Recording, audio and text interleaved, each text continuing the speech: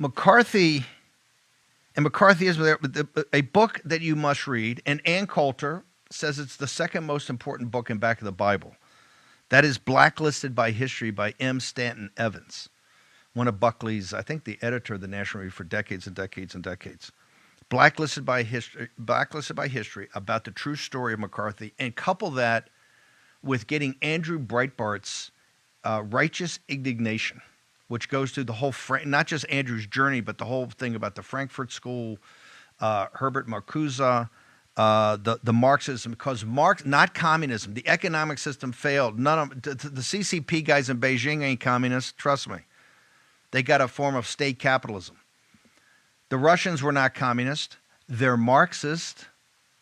They're against the basic tenets of the Judeo-Christian West, of the foundational elements that have allowed us to rise to greatness.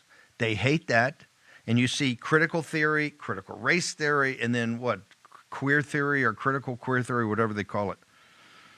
This is the descent into hell. That's Dante's Inferno. You know how right McCarthy was? And they hate him. You know how right he was? I think it was in 1950. He stood up and gave I believe it's a 6-hour speech in the Senate. It's summarized in a book. I think it's called Retreat from History. Retreat from Victory. And I will make sure that I make this, because I think it's public domain now, but I'll make sure that people can see it. He stands up for 6 hours, and he has one target. He knew Alinsky before Alinsky. McCarthy had one target. No, he was not a drunk. He had been a tail gunner for the Marine, and he did have a drinking problem later. But this time, McCarthy stood up for 6 hours in the United States Senate, and he took on the most prominent person in the country and the biggest globalist. And it hurts me as a Virginian to say this because he is revered, and I revered him. You were raised, right, by people like Robert E. Lee and General Marshall. Okay? General Marshall, George Marshall. He takes on, Marshall is bigger than Eisenhower. Marshall's bigger than Truman. Marshall is, because he's the architect of victory. And he eviscerates this guy for 6 hours. And he gets all about who lost China. 1949, we essentially turned the country over to Mao and these bandits that didn't lift a finger to fight the Japanese. In fact, they fought the nationalists the entire time.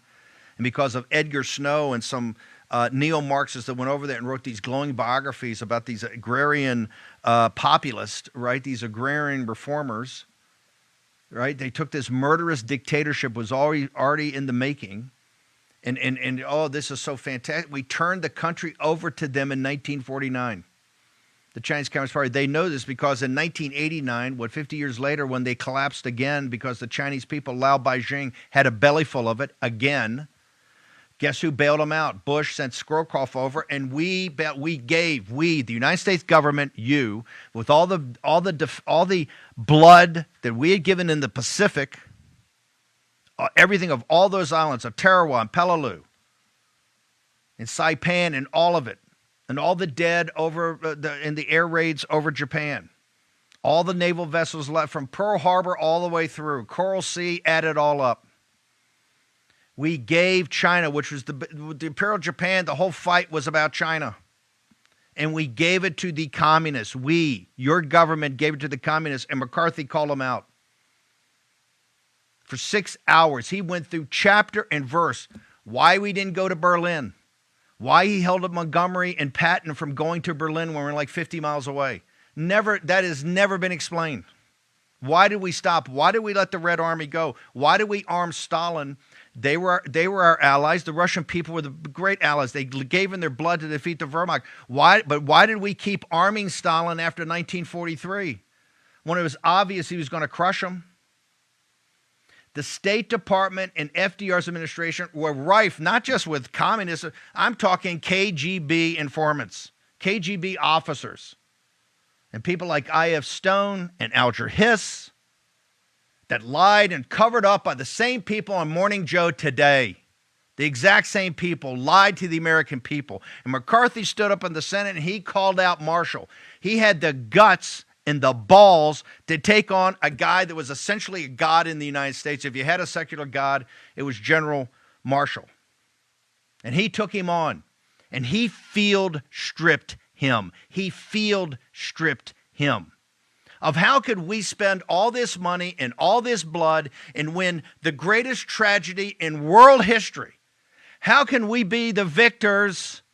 And you have the Russians have taken Germany, they've taken the Iron Curtain. You've got all Eastern Europe are captive nations, and now we just tossed the keys to another great ally, the Chinese people, Lao Beijing. We tossed the keys to the communists, who, by the way, went about murdering them as course they can, and then invading Korea, right?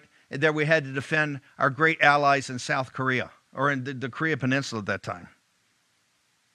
He took them on and he field stripped it. You know how he field stripped him? How did we start the show this morning? We started the show with Brian Harrison down in the great state of Texas. And last night when Daily Mail put that lead story up, I just got it. My team helped me put it up. Boom, scalp. Scalp. So we call him at Breitbart. It's a scalp. You got it, baby. You took it.